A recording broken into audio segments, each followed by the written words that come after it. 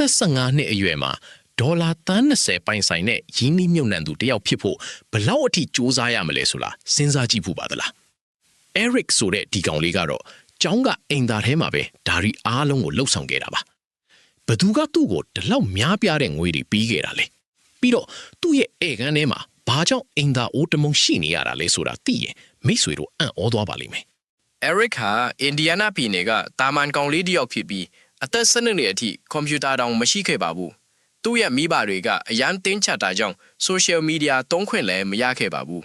ဒါပေမဲ့သူပထမဆုံးကွန်ပျူတာရတဲ့အခါမှာတော့ online လူမှုအတိုင်းဝိုင်းတွေထဲကိုဝင်ရောက်ပြီးသူ့ကိုယ်သူကျွမ်းကျင်တဲ့ကုရေးသူတစ်ယောက်ဖြစ်ပုံဖော်ခဲ့ပါတယ်ဒါဟာသူ့ရဲ့အောင်မြင်မှုလမ်းစာကိုစတင်လိုက်တာပဲဖြစ်ပါတယ် သူက Twitter မှာနာမည်ကြီးအောင်လှုပ်ဆောင်ပြီးနီးပညာလောကကထိတ်တန့်အမှုဆောင်တွေရဲ့အာရုံစိုက်မှုကိုရယူနိုင်ခဲ့ပါတယ်။ email တွေကိုခတ်မှန်းပြီးရင်းနှီးမြှုပ်နှံသူတွေနဲ့တွေ့ဆုံကိုအစည်းအဝေးတွေစီစဉ်ခဲ့တာပါ။အသက်73နှစ်အရွယ်ကလေးတယောက်ရဲ့ဖိတ်ခေါ်မှုကိုလက်မခံဘဲမနေနိုင်ကြတဲ့အတွက်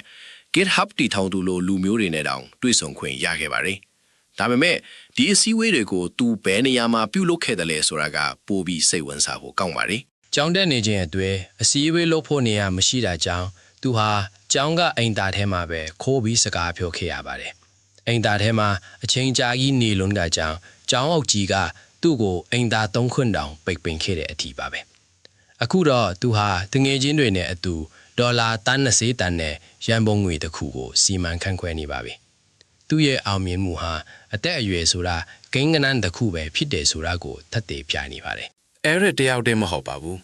အိန္ဒိယက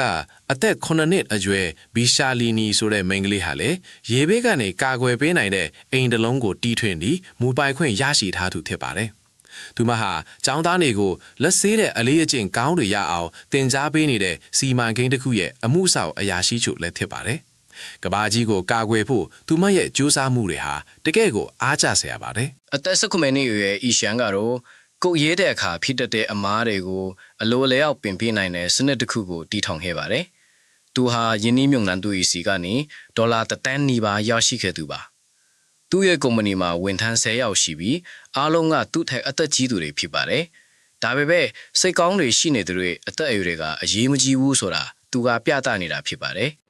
နောက်ဆုံးတစ်ယောက်ကတော့ပီရူးနိုင်ငံကအသက်14နှစ်အရွယ်ဟိုဇေးဖြစ်ပါတယ်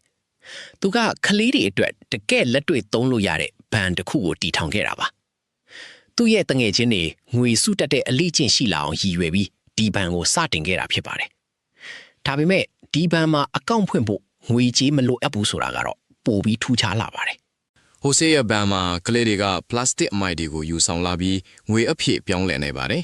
ဒီနေ့လည်းနဲ့သူကပတ်ဝန်းကျင်ကိုတန်ရှင်းအောင်လှုပ်ဆောင်နေတယ်လို့ကလေးတွေကိုလည်းငွေစုတက်အောင်တင်ဖိနေတာပါအခုဆိုရင်သူ့မှာဝန်ထမ်း8ယောက်နဲ့ဖောက်တဲ့3000ကျော်ရှိနေပါပြီ2018ခုနှစ်မှာနိုင်ငံတကာရာဇီဥတုဆိုင်ရာဆုကိုတောင်ရရှိခဲ့ပါတယ်ဒီလူငယ်တွေအားလုံးကတတ်သိပြနေတာကတော့အောင်မြင်မှုဆိုတာကံကောင်းလို့ရလာတာမျိုးမဟုတ်ပဲမစုံမနစ်စူးစမ်းမှုကြောင့်ရလာတာဖြစ်ပါတယ်အခြေအနေတွေကဘလောက်ပဲခက်ခဲနေပါစေကိုယ်တိုင်အပြေရှာနိုင်ဖို့ကအရေးကြီးပါတယ်ဒီလိုထူးခြားတဲ့လူငယ်တွေရဲ့အကြောင်းဟာကျွန်တော်တို့အတွက်သင်ခန်းစာအသစ်တွေကိုပေးစွမ်းနိုင်ပါတယ်နောက်ထပ်ဘလို့စိတ်ဝင်စားစရာအကြောင်းအရာတွေရှိအောင်မလဲဆိုတာဆက်လက်စောင့်ကြည့်ရအောင်ပါ